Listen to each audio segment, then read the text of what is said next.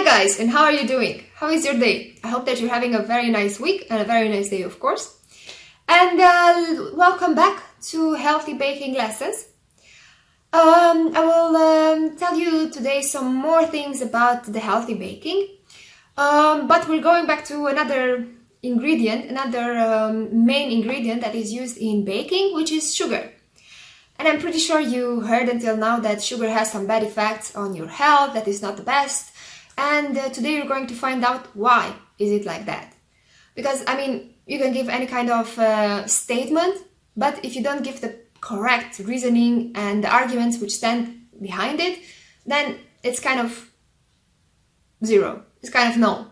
So I will give you today some of the reasons why the refined white sugar is not good for you. And you can take whatever you find that you find good for you, everything that fits for you and with your diet, and you can choose whatever you want to do with this information further. For the ones that don't know me, my name is Raluca Negra and I'm a baker for more than 6 years. I'm focused on healthy baking and also on creating awareness and education in this field of healthy baking, this beautiful field. I'm focused on cakes and desserts that are made with natural ingredients, first of all, and quality ingredients, of course, but also with substitutes that are good for people which have food allergies, food intolerance, diabetes, or any kind of disease that basically will give you food restriction. But as well, these kind of recipes or advices that are given in this field are suitable also for people who want to have a healthy diet or a vegetarian diet, or just a healthy lifestyle in general, because this kind of information will help you not only in baking, but as well in your daily life. For example, you put sugar in your coffee, in your tea, you have sugar in the soda that you drink maybe sometimes or daily or maybe once a month. You have sugar basically in everything that you can find in, you have sugar in sausage that you buy from the supermarket. There's sugar in many ingredients and many types of food. Hopefully the last videos that you followed were very useful for you and you received some very important information. And I hope you will find the one from today as well. So what is the refined white sugar? I'm pretty sure you heard many things along the years about it, that it causes many problems, many health problems, that is bad. So I'm going to tell you today why that happens. What is the reason behind this kind of statements? So as I said, the sugar has negative effects on your body, and that possibly everybody knows until now. I'm pretty sure you heard it somewhere or read it somewhere until now. Several doctors along the years said that the refined white sugar represents not only empty calories, but can be a toxin for your body as well. It's consumed in very big amounts every day in most of the countries of the world. So it's not only in one country or in one continent, it's literally everywhere, spread everywhere. And it causes many health-related problems, from cardiac problems to cancer. And this thing was proven through the numerous studies that were done along the years. Obesity, diabetes type 2, cardiac problems are only some of the problems related to the sugar consumption. The sugar is one of the ingredients that is consumed the most. In the end, you put it in your coffee, you put it in your tea, you put it in desserts, in soda that you drink, or as I said, it's as a compound of the many ingredients that you can buy from the store or even do at home.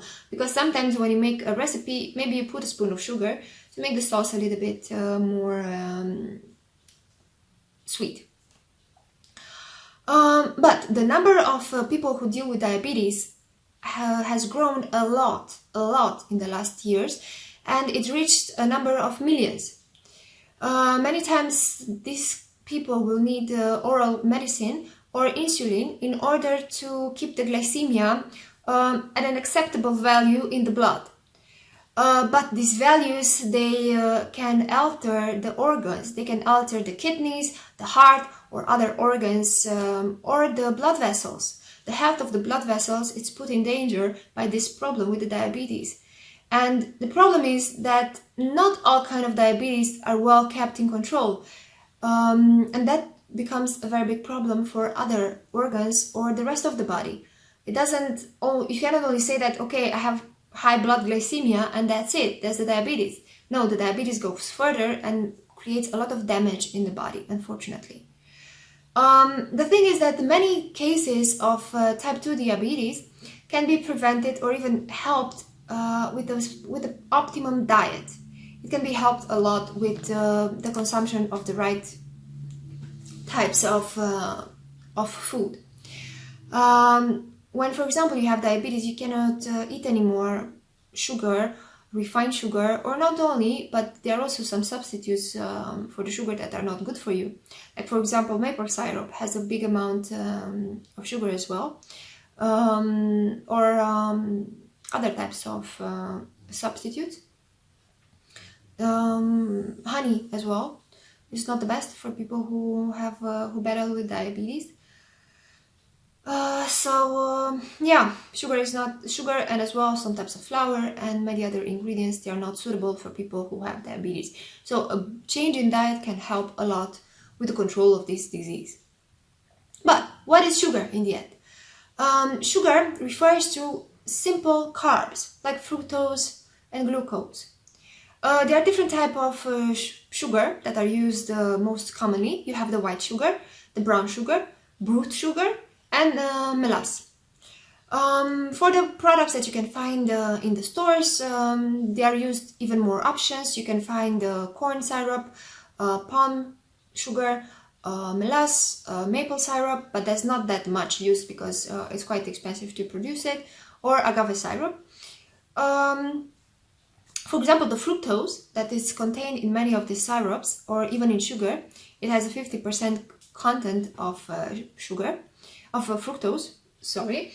The problem with this fructose is that if it's taken in the body in a big amount, if you don't consume it moderately, it will have some negative effects, because fructose is most likely metabolized by the liver, and if it's consumed in a very big amount, the liver will turn it into fat, and that fat will alter the health of the blood vessels, and as well can be a cause for obesity if you're eating too many products which have a big amount of fructose in it. Fruits are a different story, because they have a low amount of fructose in them, so they are very healthy. But sugar, for example, has 50% fructose. Honey has a way bigger percent of this, as well as the agave syrup or the corn syrup. The secondary product that results from this process contains all the eliminated compounds and is called molasses. If this final process of refining is avoided, then you will have the brute sugar. The brown sugar is the white refined sugar, in which they add a different amount of molasses. So you will see how much molasses was added when you will look at the color that the brown sugar has. So the brown sugar is in the end refined white sugar, in which they add a certain amount of molasses, which has some of the benefits, how do you call it, the beneficial compounds from the beetroot or the sugar cane. The honey is the nectar, very rich in sugar, which is collected by the bees from a variety of flowers. But as I said, honey is not a good product for the people who deal with high glycemia or people that have diabetes. Even if it's a natural product and it's not very processed, because you can find this kind of product. If you think about the consequences that the big consumption of honey can have over the body, is not very far from the ones that the sugar has. The syrups are products which are made from different plants. It can be agave, it can be corn, it can be grapes, maple. So, which are the advantages for you if you quit consuming sugar? Maybe you've seen until now, or at least heard or read about it. Many people who tried to give up on sugar, they had very good results. Their energy level was better, their health was better. If they compare some blood tests or some blood samples from the past and the ones they had after giving up on sugar, they were better. So there are many advantages if you quit sugar. So I will tell you just 5 of them, but I think they are pretty convincing, these 5, to to convince you to give up on sugar, at least for a while, to give it a try and see how you feel. So you will have a stable weight, which will be in normal limits. Digestion will be improved. You will have more energy. You won't have that sugar crave, which is very annoying. I mean, I had it many times and it was very annoying. Every time I was eating something salty or more fat, then I had a sugar crave, which was, as I said, very annoying because it came many times during the day.